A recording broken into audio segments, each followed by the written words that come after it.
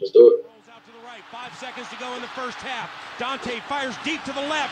Moss caught it at the 11, but now he pitches it to Mo Williams. Touchdown! You gotta be kidding me!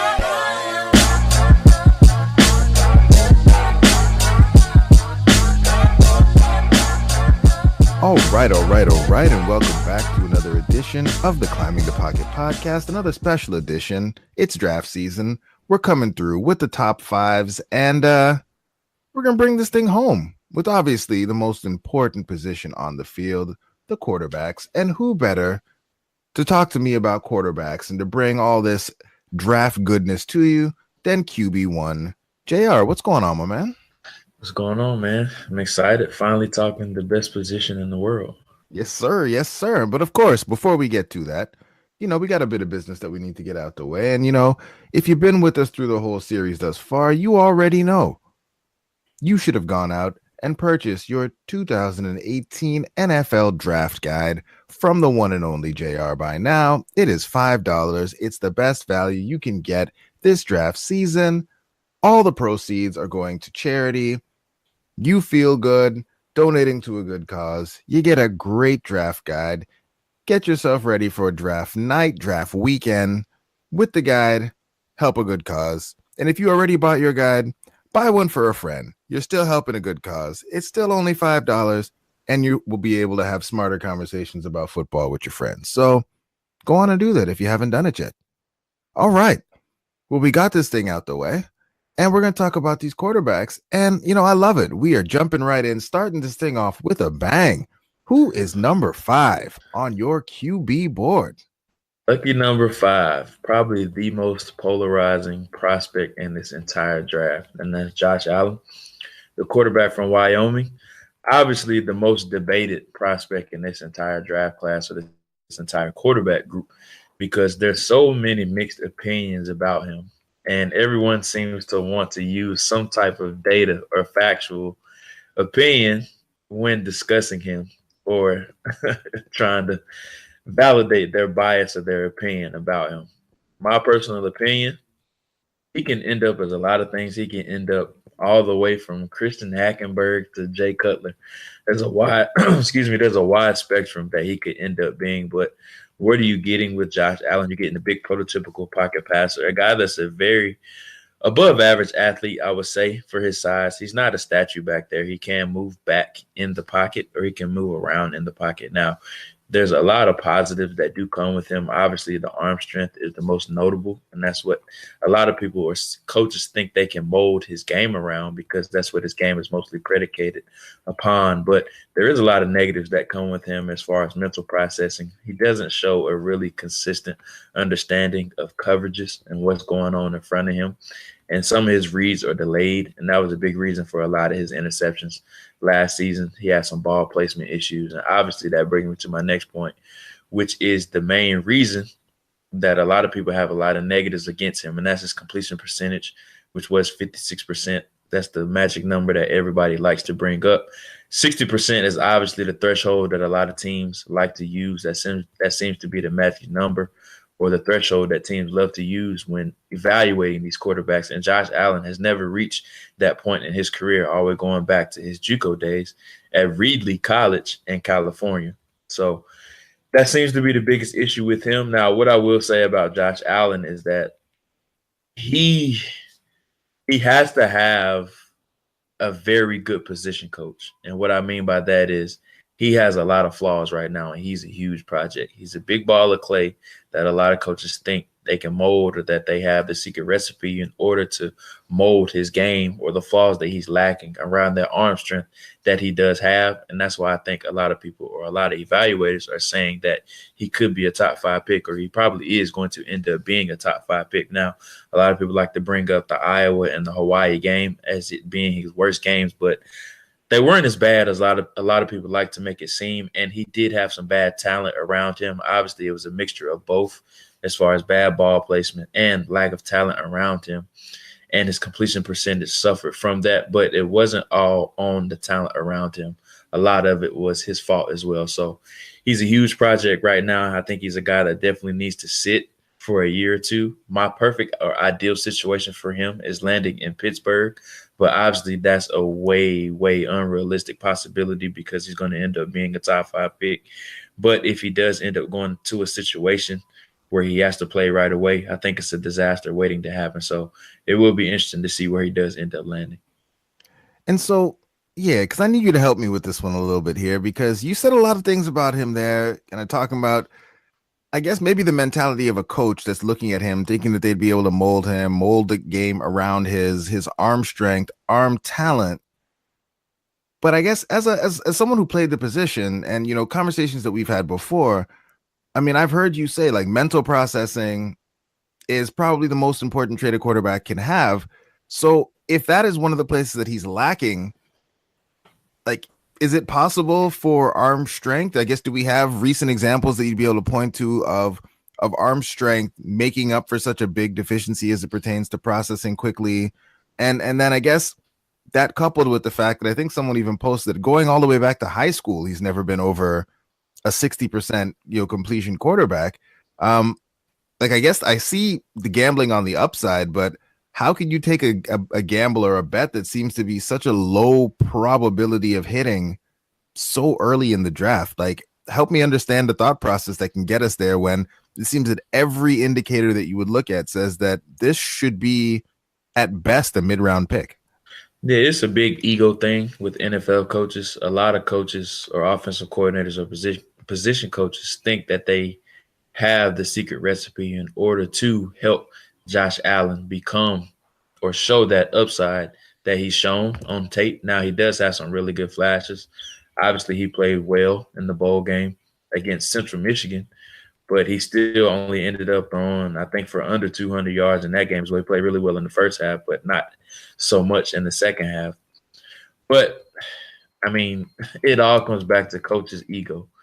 NFL coaches have such big egos, and they think that they have the secret recipe to help him improve, and it's going to make them look great if they do end up proving this high upside project. But on the flip side of that, there's so much data that goes against his numbers and how a lot of people who have had similar numbers have been terrible outcomes in the NFL. I think the only people that have had similar numbers to him that have turned it around are Matthew Stafford, but Stafford still reached, I think it was 61% his final year at Georgia.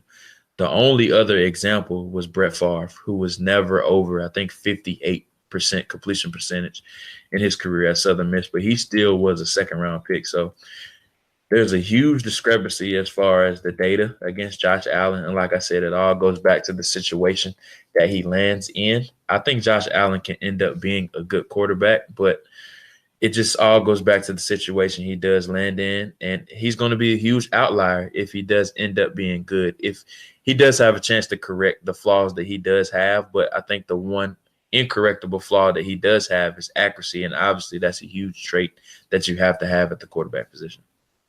So I guess, like you said, you see, you know, like a situation, I guess, like Aaron Rodgers maybe went to, where he gets to sit for multiple years. Or do you think, you know, a year of NFL coaching would be enough to get him out there and make him a productive player? It's tough to say because I don't know how he's going to respond once he is thrown out in the action. But me personally, I would sit him for multiple years because I just don't think he's ready.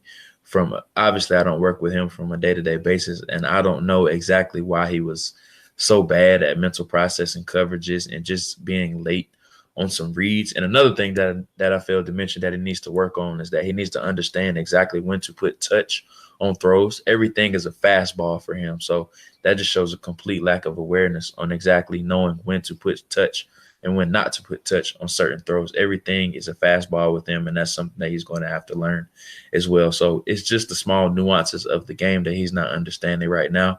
And that's why I think if he goes to a team that has an established veteran in the front of him, like a Pittsburgh or something like that, I think that would be very beneficial to him. But obviously that's not going to happen with him being a top 5 pick.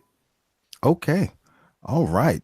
Well, I mean, since we just got to keep the fire going, the hot takes going, you said Josh Allen's probably the most polarizing quarterback in this draft class. I feel like this next guy might be, you know, tied for number 2, might be in there at number 2, or, you know, depending who you talk to, number 1. So I guess talk to me about it. Who you got here at number 4?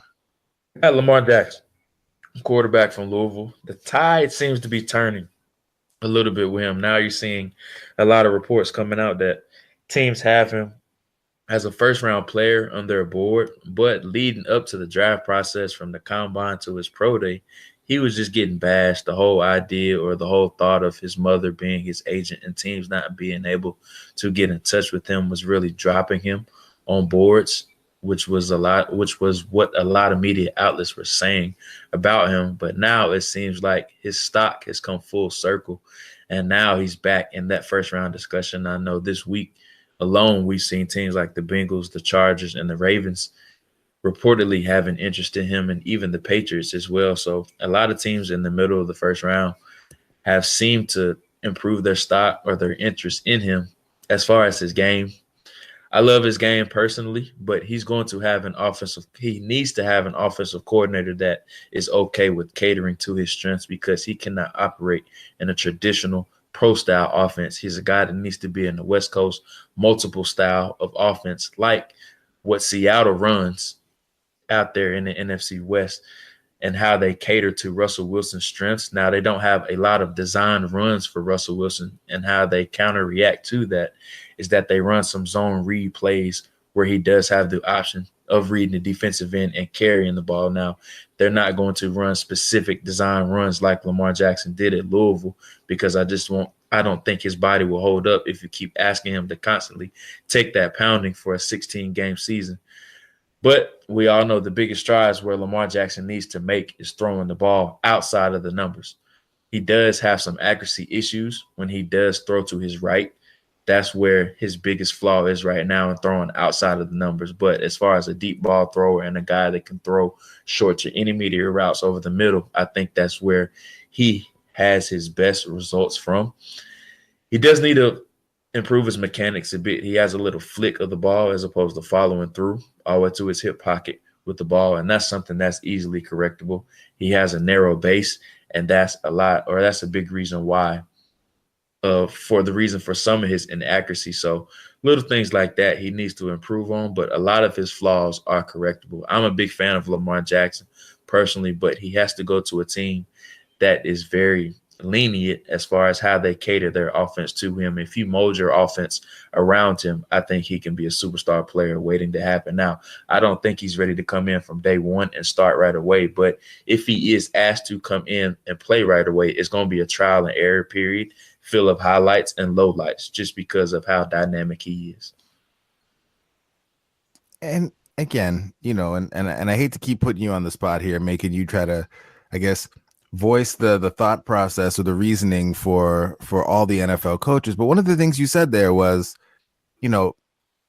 he can have success if he comes into a place or a system where the coach is willing to cater to his strengths to help him succeed. Like, why wouldn't every coach want to do that for any of their players? Like, why wouldn't every coach want to put all of their players in a position that you are doing the things that person does best? It seems like such a strange thing that we would need to say in this day and age, that if we do what this guy does best, he'll probably be good, versus forcing him to do other stuff, which I think maybe I just had North Turner flashbacks and took us off track there. So before we go too far down the rabbit hole, who do we got at number 3, man? Sam Darnold, quarterback from USC, seems to be the favorite to go number 1 overall right now, but who knows, that might change before the draft, the way this draft is going. So I'm a big Sam Darnold fan. He reminds me a lot of one of your favorite quarterbacks, and Tony Romo.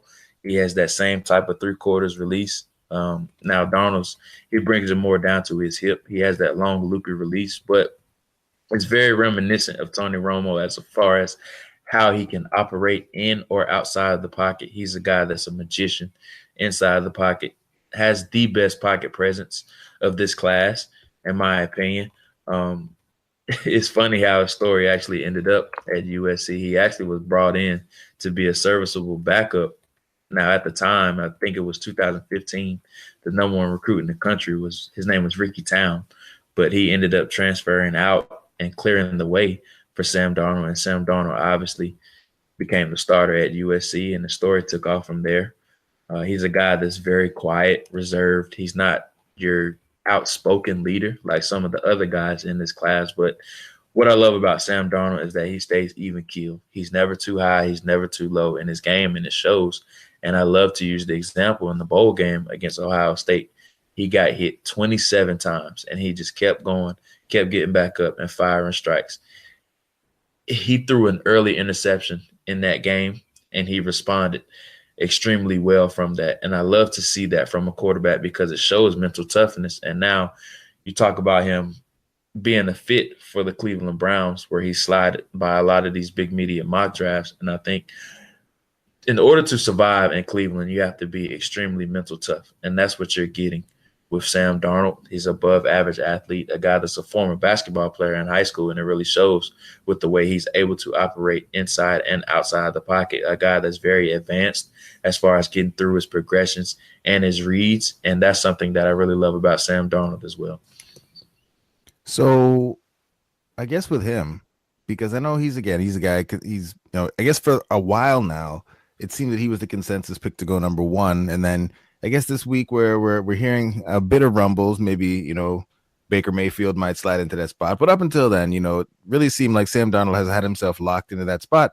But he's another, the turnovers. How do we deal with that? And I guess what are your thoughts on, that, like the fact that he does have some fairly high interception numbers, fumbles, et cetera, that folks, might be a little bit concerned about. Yeah, it does. And it's a big decision-making thing, which is very correctable. A lot of his interceptions are where he's trying to do a bit too much and lobbing up the ball in double and triple coverage. And that's just him trying to be a bit of a hero, a little bit too much, and trying to do too much in certain situations. Now, the other area that he does need to correct, that's a reason for his turnovers, is putting two hands on the ball in the pocket. He has a bit of trying to carry the ball with one hand in the pocket, and what you see is when he's about to go down for a sack, a lot of defenders are able to just knock it out of his hand. So he has to be able to develop to keep two hands on the ball at all times in the pocket, and that's something that can be trained and drilled in him to where it becomes a natural habit, and that's an easy correctable flaw. Okay. All right. Well, let's keep this thing rolling along. Number 2, who you got for me? Baker Mayfield, quarterback from Oklahoma, Heisman Trophy winner. I said number 2. What's going on now? No, go ahead. Heisman Trophy winner. I'm a big Baker Mayfield fan. Reminds me a lot of Jeff Garcia, the old quarterback from the 49ers. I know some of our younger listeners probably won't know who that is. So go look up some Jeff Garcia highlights whenever you get a chance. Very reminiscent or very similar to each other. I love Baker Mayfield's story. Started off at Texas Tech as a walk-on, had some success there as a freshman. Had a disagreement with the coaches once he suffered an injury there after his freshman year. Left Texas Tech, ended up at Oklahoma, and obviously the story just takes off from there, where he ended up winning the Heisman Trophy. He was the heart and soul of their upbeat, high-tempo offense. Offense was very explosive, and he was the heartbeat of that offense. Now, what are you getting with Baker Mayfield? You're getting a guy that's a very high-energy guy, extremely accurate at all three levels of the field. And what you love most about Baker Mayfield is the presence and command that he brings. And that's something that I love to see out of a quarterback. You cannot play the quarterback position if you do not have command or some type of presence when you're on the field, because when things get tough or when things are going good, you're going to be the guy that they look to for hope. And whenever Baker Mayfield is out on the field, you always get a sense of hope, no matter what the situation is. And I think that's what he's going to bring with the NFL team that he does get chosen by. And everyone's been linking him to the Jets. I think that'd be a fantastic fit. I want to see Broadway Baker happen really bad, just because I love the nickname. He just oozes confidence, and he has that charisma that you love to see. Now, obviously, he has some off-the-field questions where he had a run-in with the law, where he was running away from the cops for that situation that he was in, and he lets his competitive nature take over a bit too much. And obviously, we saw the antics that he showed and the gestures that he showed during this past season as well. And, I love the competitive fire, but he does need to contain it, or know when to contain it a bit. And that's just some of the things that worry you with him. And obviously, from an on-the-field standpoint, some of the things that worry you with him is that, can he operate within the pocket consistently in an offense? He does get a little bit of wild and crazy as far as leaving the pocket a bit too early. and just being a bit reliant on that a bit too much. But it's not as a lot as you would like to see. You would like to see him stay in the pocket a bit more than what he did a season ago. But it's not a big worry because he has shown the ability to stay in the pocket and throw and win from the pocket. So I don't think that's an overly huge concern with him, but you do want to see him stay in there and fire a bit more just because, and I like to use the example when they played against Georgia, when he got a bit nervous and a bit antsy, he started to leave the pocket a bit too soon, and that's when things started to break down for him in that game. So overall, I think he's going to be a good quarterback as long as he's another guy that needs to be put in a great situation as well with a good offensive coordinator. Okay. I mean, you got me hype. You know, Baker is my dude here. So I'm going to need you to come strong on number one here. Who you got that, based on everything you said, Broadway Baker, the statistical profile is, breaking people's, metrics and stuff like that with Baker Mayfield. So who you got here? I'm going to need you to come strong to sell me on how there could be anyone in this class better than my man Baker. The chosen one, Josh Rosen. That's his nickname. I love it. Probably my favorite nickname in this entire draft class. The chosen one, Josh Rosen. I love his background. I love telling background stories. Very athletic background. His dad was nearly a qualifier in the 1976 Winter Olympics as an ice skater. Mom was an all-conference lacrosse player at Princeton. And he was a tennis player growing up, one of the most highly ranked player in his age division when he was 12 years old in tennis. And you can see with his footwork in the pocket to this day, you can see how that has translated to his game. His eyes are always tied to his feet with his mechanics. His body is rarely off balance or off platform when making the throws. And if you just look up quarterback mechanics, Josh Rosen's pictures would be beside it. He's very advanced with all of his footwork, his mechanics, his pocket presence, his throwing release. Everything is exactly how you want it to be. Now, the biggest flaw with Josh Rosen is that he cannot escape pressure consistently. And when things break down, he has troubles escaping the pocket. Now, he's not a horrible athlete, but he's a guy that can get out of harm's way, but is not very consistent. And that's probably one of the biggest differences between him and some of the other guys in this class like Mayfield, Donnell, and Jackson, because those guys obviously can escape pressure when things break down.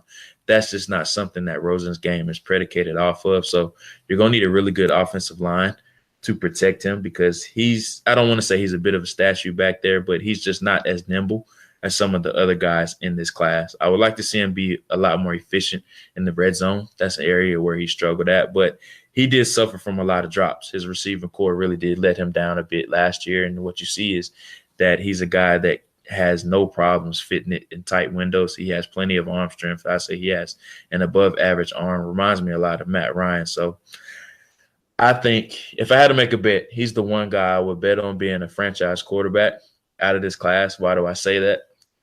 Every franchise quarterback in the NFL has their own type of stigma or their own type of personality, and it's a bit weird. And that's what you get with Josh Rosen. He has a very awkward personality, and that's why a lot of people are saying that he may slip in this draft. He comes with a lot of off-the-field stuff associated with him, but he just wants to be the best that he can be, and he wants to be the best quarterback that he can be, and he loves a challenge. And I think that's where a lot of the misconception is coming from with Josh Rosen. He's not a guy that's a typical yes man or just going to do whatever the coach says to do. He's a guy that wants to know why. And I love that because he just wants to understand fully front to back what you're teaching him. And he wants to master it because he wants to be able to teach it to everyone else and be able to dissect it from his perspective as well. So I'm a big Josh Rosen fan, and whoever gets Josh Rosen is getting a very special player.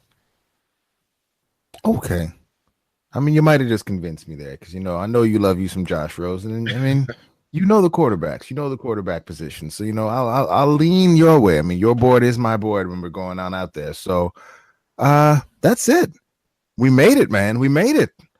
We made it, man. Yeah, man. I want to, say thank you to you. Thank you to Miles for putting in all this work during draft season. I know by the end it started to feel like a lot, but we made it. Almost there. One more night by the time this drops before the draft. So listeners, thanks for sticking with us. JR, thank you for coming on. And yeah, We will talk to y'all soon. Have a good one.